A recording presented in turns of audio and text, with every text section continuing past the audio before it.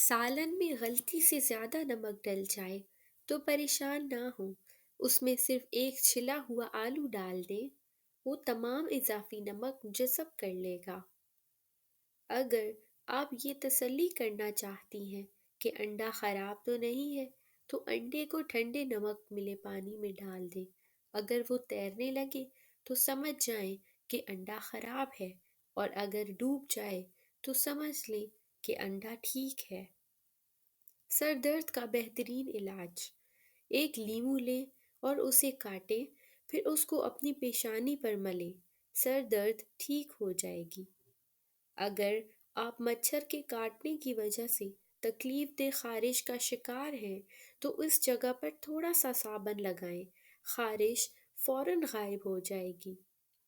اگر آپ کے گھر میں چیونٹیاں اور کاکروچ بہت زیادہ ہیں تو ان سے چھٹکارا حاصل کرنے کا آسان طریقہ یہ ہے کہ فرش پر چاک سے لکیر لگا دیں، پھر دیکھیں کیا ہوتا ہے۔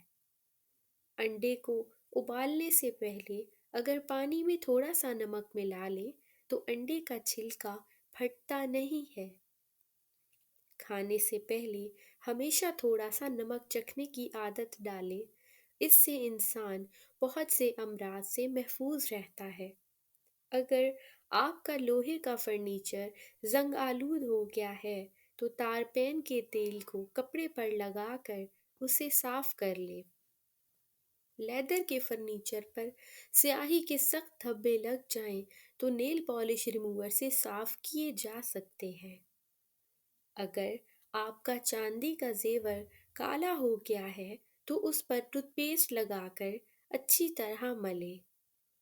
اگر لیموں کا زیادہ رس حاصل کرنا چاہتے ہیں تو اسے اوون میں ہلکا سا گرم کر لیں یا پھر گرم پانی میں کچھ دیر کے لیے رکھ لیں۔ گھر میں بچی ہوئی کافی کو ضائع کرنے کی بجائے لان میں پودوں میں ڈال دیں، یہ بہت اچھی کھاد کا کام کرتی ہے۔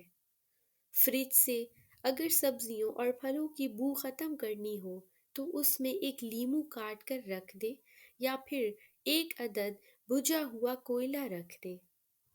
برسات کے موسم میں بستر اور گدوں وغیرہ کو نمی اور سیلن سے بچانے کے لیے ٹیلکم پاؤڈر استعمال کریں۔